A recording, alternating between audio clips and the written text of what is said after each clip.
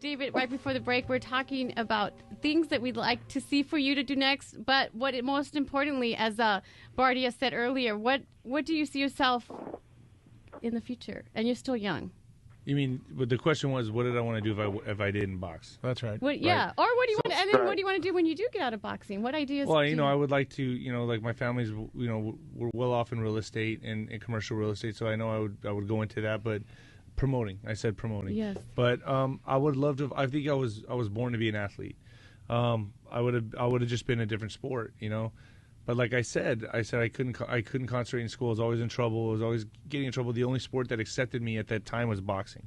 I would go to the barrio. I'd go to the ghetto gyms and fight, and I fell in love with the sport, man. I mean, I was doing it since 5 years old. So I fell in love with that sport. It was more appealing to me than running in for a touchdown and pitching in baseball and all that. And honestly, to me, knocking a dude out was just more gratifying. It took out my frustration. So it would have been another sport. David, I'm sorry. I was just going to ask a quick question. What's different now from when you were in high school and where you are today as far as a person? Oh, I've just learned so much. I mean, hard knocks, just being down and picking myself up and boxing in itself. There's a lot of that, a lot of emotional wear and tear, and you're all grown up now, as people say, and the life lessons that I've taken away from boxing, I'll cherish forever, and it's made me a tougher person. I've learned to accept a lot more.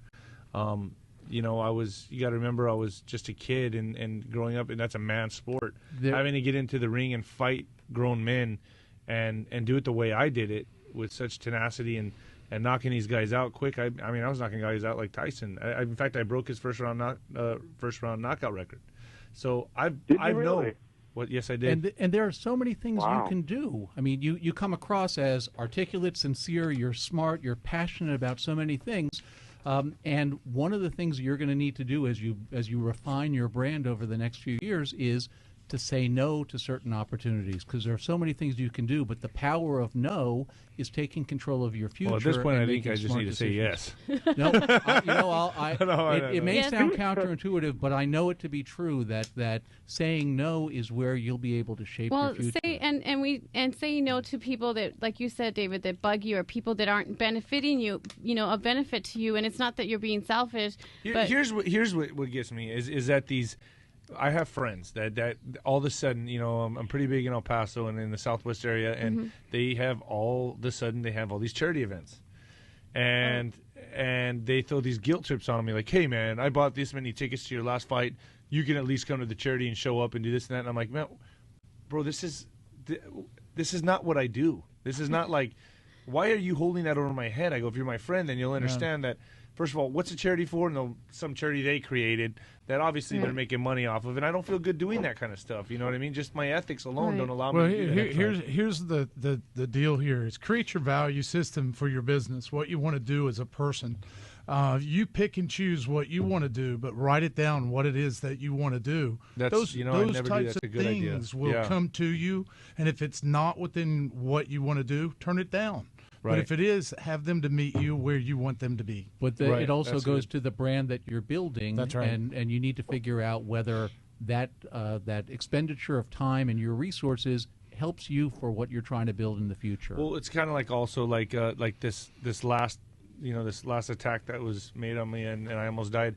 A lot of people are like, oh, it's negative, it's this and that, and I was like, no, man, I survived that.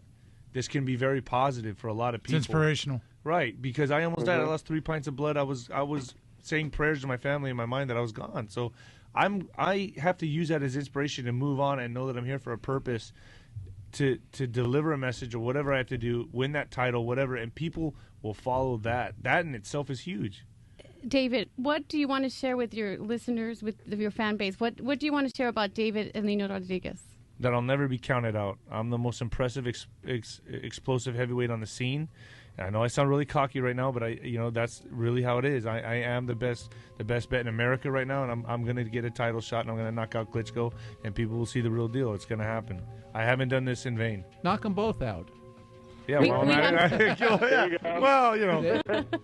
pretty sure one's going to retire before the other. I'm pretty sure that's what they're planning to do. But like I said, I am not a quitter. I don't give up. This is what I'm here to do, and that's what I'm going to accomplish.